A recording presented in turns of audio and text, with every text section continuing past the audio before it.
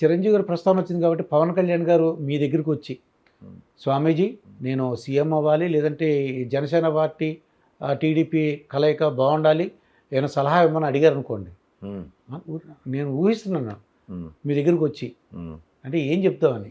అంటే చిరంజీవి గారు అన్నారు కాబట్టి, అంటే మీకు రాజకీయాల అతీతులు. మనం ఏం కోరుకుంటామంటే ధర్మాన్ని కోరుకుంటాం సార్, ధర్మాన్ని నిలబెట్టాలని కోరుకుంటాం, ధర్మం తెలిసినవాడు పరిపాలించాలని కోరుకుంటాం. నిన్న ఇవాళ ఫేస్బుక్లో చూసాం, తిరుమలలో స్వామివారికి వాడే జీడిపప్పు హలాల్ అయింది పెడతారట. అన్నయ్య మీకేమన్నా న్యూస్ వస్తే మరి చెప్పండి. ముస్లింలు కాంటాక్ట్ అండి సార్. ఓకే, ముస్లిం కాంటాక్ట్ అంటే హలాలు, అలా అంటే ఉమ్మేసింది కదా సార్. అది అంటే purposely this fellows want to destroy ధర్మ, అంతే కదా సార్.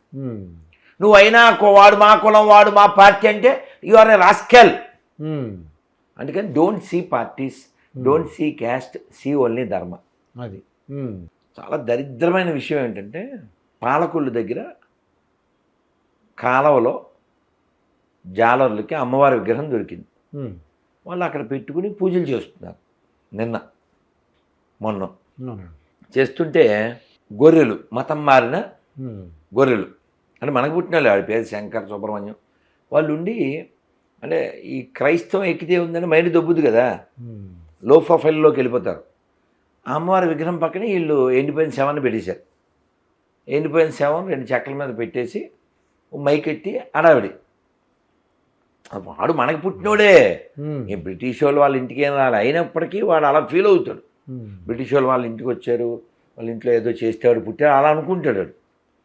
అలా వాడు ఆ సైకో మెంటాలిటీతో అందులో ఒక గొర్రె తోడేలుగా మారి అమ్మవారి విగ్రహాన్ని రేపేస్తా, ఈ సాతాను దీన్ని లేకుండా చేస్తానని దాన్ని ఎక్కడో కాలంలోనూ ఇంకెక్కడో వేసాడు. ఇది ఎందుకు చెప్తున్నా అంటే ఈ క్రైస్తవ మైండ్ మెంటాలిటీ అది విధ్వంసానికి, అశాంతికి, దానికి పనికి వస్తుంది. అది విషయం.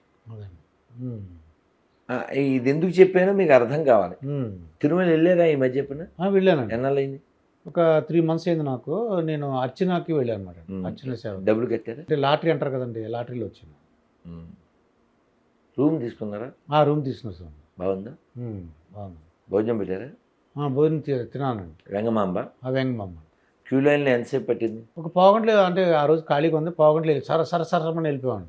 మరి మొన్న నన్ను చూడడానికి అడవి పిల్లలు వచ్చారు.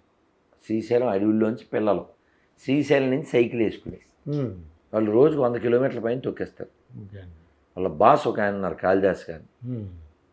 మీరు భలే గుర్తు చేశారు. ఆయన 10,000 ఇస్తాను, 5,000 ఇచ్చి ఇంకో 5,000 వెయ్యాలి. Okay, thanks. అప్పుడు చేతిలో ఉన్న 5,000 ఇచ్చాం. ఆయన ₹1 పంపితే వేద్దామంటే మళ్ళీ ఆయన పంపలే, మనకు ఖాళీ లేదు, వేసేయాలి. మీరు గుర్తు చేశారు. పిల్లలకు బట్టలు కొనుక్కోమని ఇస్తామని చెప్పాను, ఇచ్చేస్తాం. పిల్లలు పైన 8 గంటలు 18 గంటలు ఉన్నారు సార్ దర్శనం. వాళ్ళు చలిగా సార్, సైకిల్ తొక్కుకుంటూ వచ్చారండి. వాళ్ళకి కదా సార్ మనం ఉపకారం చేయాలి. దర్శనం లేదు సార్, వెనక్కి వచ్చారు. మా లాయర్ గారు కూడా వెళ్ళి వెనక్కి వచ్చేసారు. అలా తిరుమలని చాలా పాడు చేస్తున్నారు, చాలా నాశనం చేస్తున్నారు. కాపాడుకోవాల్సిన బాధ్యత మనకు ఉంది. మనకు కావాల్సింది ధర్మ రక్షకుడు, ధర్మ పాలకుడు, నాట్ మన గుళ్ళో డబ్బులు ఎట్టుకుపోయి విజయవాడలో గొర్రెలకి ఒక ఘాటు, మత మార్పిడి ఘాటు. సార్ ఈ రాష్ట్రం, తెలుగు నేల చాలా గొప్ప వాళ్ళు పుట్టిన నేల సార్. ఓ పోతన గారు, ఓ రామదాసు గారు, ఓ కొమరం భీం, అల్లూరి సీతారామరాజు, ఓ డొక్కా సీతమ్మ, ఓ కందుకూరి, ఓ టంగుటూరి, ఒక వేటూరి, ఒక అన్నమయ్య, ఓ నన్నయ్య, వీటూరి, ఒక నారాయణ తీర్థులు, ఒక కవయిత్రి మొల్ల. మామూలు నేల కాదు. ఒక పాపారాయుడు, మిస్టర్ పాపారాయుడు, సర్దార్ పాపారాయుడు అండి. నేను చెప్పేది బొబ్బిలి పులే. ఓకే, వీర రక్తపు దార వారబోసిన సీమ, పలనాడు నీదెరా వెలనాడు నీదెరా, బాలచంద్రుడు చూడ ఎవడోయి, తాండ్ర పాపయ్య కూడా నీవోడో చెయ్యెత్తి జై కొట్టు తెలుగోడా గతమెంతో ఘనకీర్తి కలవోడా. ఎన్ని క్షేత్రాలు, ఎందరెందరో మహాపురుషులు, మహారచయితలు, గొప్ప గాయకులు, గొప్ప నాయకులు.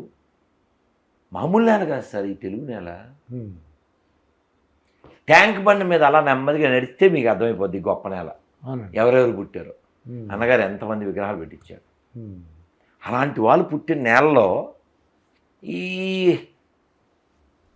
నిలువుగో చెక్క అడ్డంగో చెక్క దాన్ని నమ్మేయాలి, ఇంకా దరిద్రం, దానికి ప్రమోషను, దానికి గుళ్ళో డబ్బులు ఎత్తుపోవడం, మళ్ళీ జోకు ఏంటంటే ఇందాక ఎవరో గొర్రె పేరు రవికుమార్ అంట, గొర్రె కామెంట్ పెట్టాడు ఏదో పోస్ట్ లాగా, ఏంటి నీతిమంతుడు సింహం వల్ల ధైర్యంగా ఉండును అని పెట్టాడు బైబిల్లోంచి. నేను అసలు నీతి లేని జాతే అది కదరా. నీ పేరు రవికుమారు, మీ అమ్మా నాన్న పేరు నువ్వు చెప్పలేవు, నువ్వు నమ్మిన పనికిమాలిన బైబిల్లో దాన్ని చూపించలేవు, సర్టిఫికెట్లో హిందూ లేకపోతే బతకలేవు. మీరు దాని గురించి మాట్లాడకూడదు నాన్న.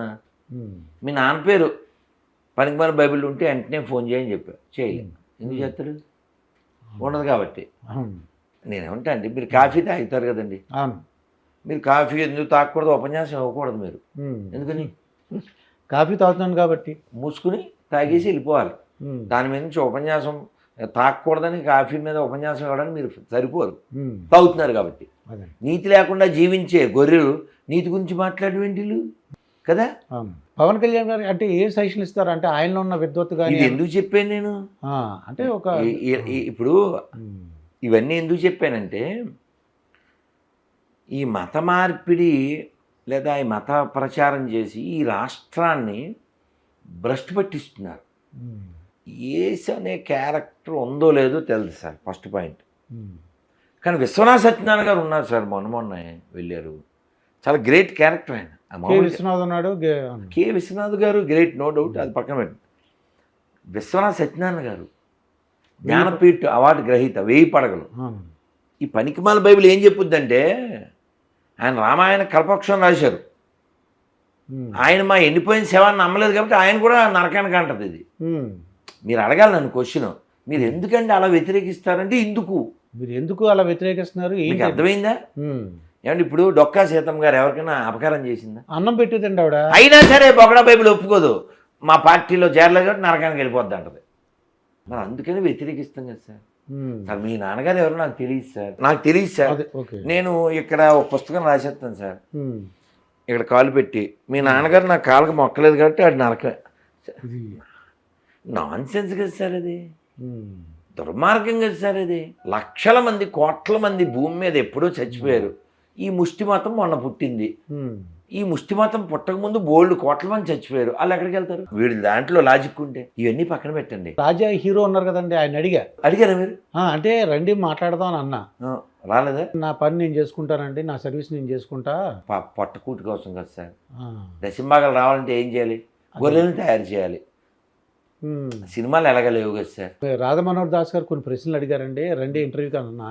నాకు అవన్నీ ఎందుకండి, నా పనులు నేను చేసుకుంటా, నా సర్వీస్ నేను చేసుకుంటా, దయచేసి దాంట్లో లాక్కనే. వీడు ఇప్పుడు గంజాయి బిజినెస్ చేస్తున్నాడు అనుకోండి, సరదాకి రోయ్ మనం కనిపెట్టి వాటిని, నువ్వు గంజాయి బిజినెస్ చేయట్లేదని నేను బలంగా నమ్ముతున్నాను, నీకు సన్మానం చేద్దాం అనుకుంటున్నాను అనుకోండి,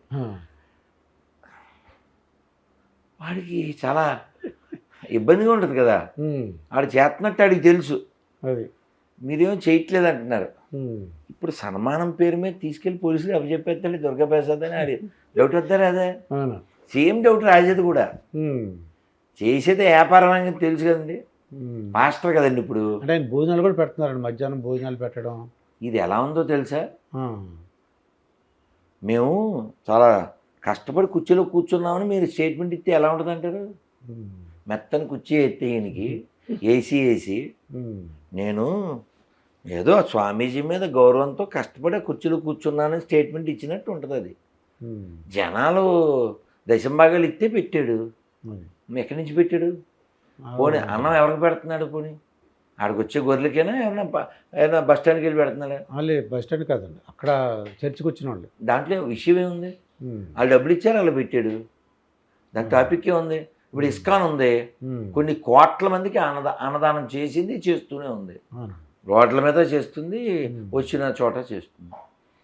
మనం వినాయక చవితి, శ్రీరామనవమి ఎన్నో చేస్తాం, అన్నదానం చేస్తారు, కోట్ల మంది పెడతాం. అది టాపిక్ ఏముంది సార్ అసలు? ఇంకో విషయం, అన్నదానం చేయడం అనే టాపిక్ ఏమన్నా బైబిల్లో ఉంటే అడగండి. అసలు అన్నం గురించి ఉందేమో అడగండి.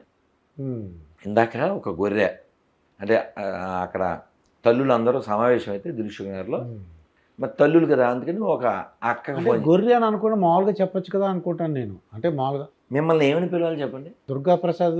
నాకు తెలుసు. మీ ప్రొఫెషన్ ఏంటి సార్? యాంకరింగ్ చేయడం ప్రస్తుతం. ఇప్పుడు మిమ్మల్ని యాంకర్ గారు అనొచ్చా అనకూడదా? అనొచ్చు. నాకు దుర్గా ప్రసాద్ అన్నాం, చెప్పండి యాంకర్ గారు అనొచ్చా అనకూడదా? అనొచ్చండి. అందులో అవమానం ఉందని మీకు ఏమన్నా? మీరు యాంకరేగా, అవును, మీకు అందులో అవమానం ఏంటి? మీ ప్రొఫెషన్ అదేగా. అది అర్థం కాదురా? అదే బైబిల్లో అలా ఉంది కాబట్టి అలా అంటున్నారు మీరు. ఏమంటే they confirm them self as a గొర్రెలు. తప్పిపోయిన గొర్రె పిల్ల చర్చి అని రాసి పెట్టుకున్నాడు. చర్చి పేరేంటి? తప్పిపోయిన గొర్రె పిల్ల చర్చి. ఇప్పుడు మిమ్మల్ని మీరు యాంకర్ అన్నప్పుడు ఆడ యాంకర్ అని పిలిస్తే మీకు నొప్పేటి? మా అందరికి భయం ఏంటంటే ఇంత ధైర్యంగా మాట్లాడుతున్నారు, ఎవరైనా అటాక్ చేస్తే ఎలా బాబోయ్ అని. అంటే ఇందాక కారులో వస్తున్నప్పుడు కూడా అన్నారన్నమాట ఆయన. ఆయనకి ఎంత ధైర్యం అండి, అసలు ఎలాగా డ్రైవర్ అంటున్నాడు అనమాట. అది వీడియోలు చేస్తుంటే మాకు అదే భయంగా ఉంటుందండి, ఎవరిని అటాక్ చేస్తారేమో.